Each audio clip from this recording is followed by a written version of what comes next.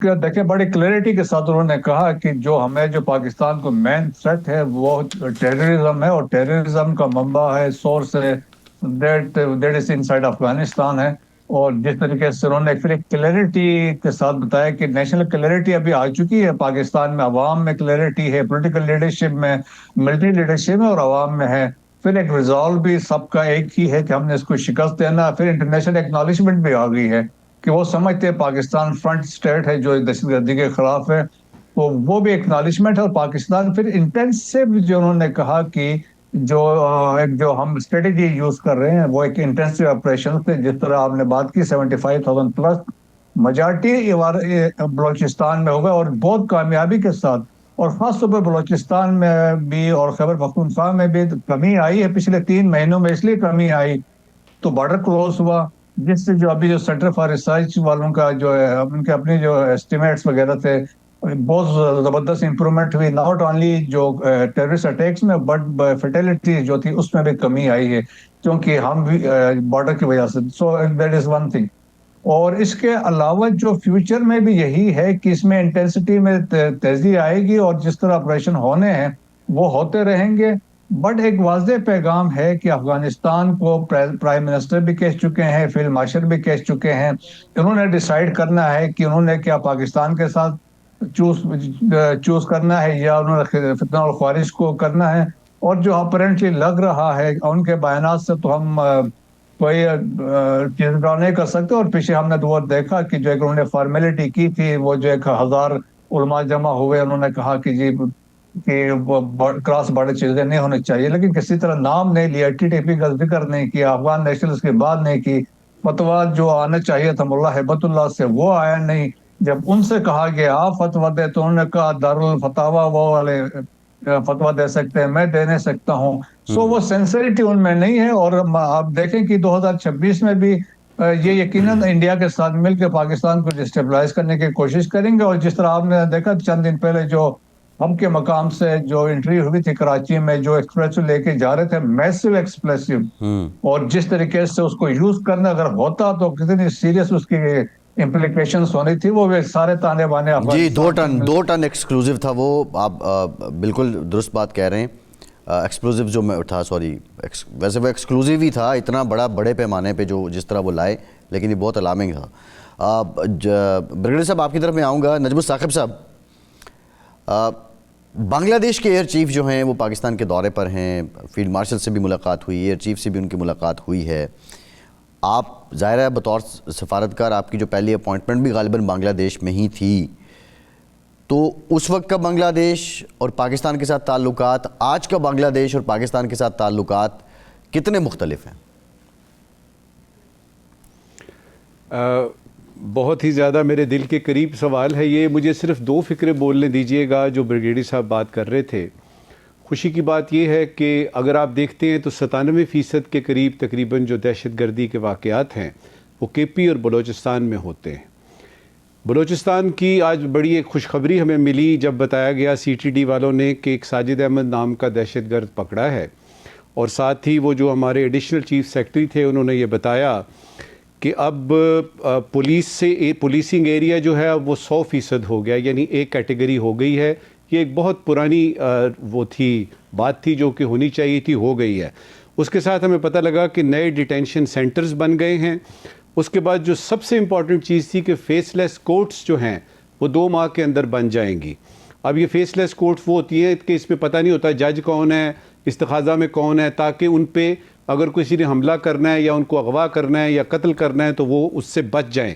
और चौथा और आखिरी के रेड नोटिस के बारे में भी, यानी वो जो इंटरपोल के साथ ताल्लुकात हैं। मकसद ये हुआ कि बलूचिस्तान के बारे में नहायत संजीदगी से काम हो रहा है और उस पर बहुत ऐसे काम हो रहे हैं जो अनप्रेसिडेंटेड हैं, जो कि बड़ा अच्छा है। लेकिन बदकिस्मती ये है कि KP से जो आज की प्रेस कॉन्फ्रेंस आपने PTI वालों की देखी, वो कह रहे हैं कि जी पॉलिसी चेंज की जाए, हम दहशत गर्दी के ख़िलाफ़ हैं लेकिन पॉलिसी चेंज की जाए। अल्लाह जानता है, मैंने पूरी कॉन्फ्रेंस सुनी है उनकी, मुझे नहीं समझ आई वो किस पॉलिसी को चेंज करना चाहते हैं जी। बांग्लादेश की बात करते हैं, क्विकली बात करते हैं।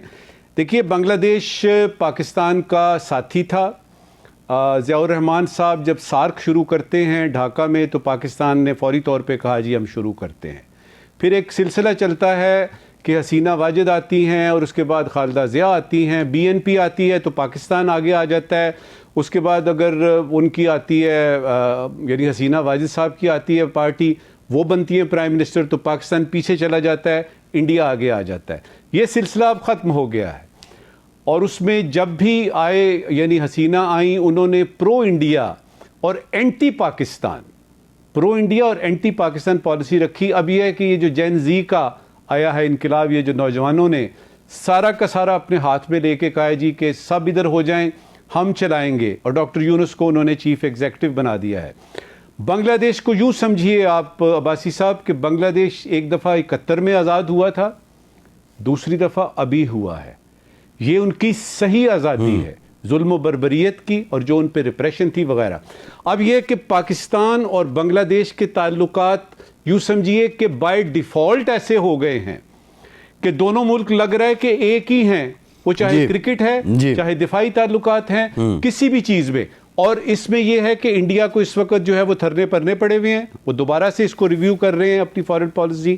میرے خیال میں پاکستان کو اس موقع سے اس طریقے سے فائدہ اٹھانا چاہیے کہ دونوں ملکوں کے جو آپس میں میوچول انٹرسٹ ہیں وہ ٹھیک طرح سے سرو ہو سکیں. بریگیڈیئر صاحب, بنگلہ دیش کے ایئر چیف کا پاکستان کا دورہ, ساتھ ہی جو اب میں یہ اس میں ڈیفینیٹلی یہ کوانسیڈنٹس ہی ہو رہے ہیں, جو بنگلہ دیش کرکٹ کونسل ہے وہ مستفیض الرحمان کو ریلیز کرنے کے بعد اب وہ ڈٹ گئے ہیں کہ ہم اپنی ٹیم انڈیا نہیں بھیجیں گے.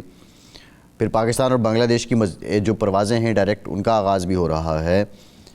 یہ سارے جو واقعات ہیں یہ واقعتاً یہ نیچرلی تھے, انڈیجنس تھے, یہ تھوڑا سا نارملائزیشن ہونی تھی اور پھر یہ ہو جانا تھا, یہ اس کے لیے بڑی ایفرٹ کرنی پڑی ہے پاکستان کو؟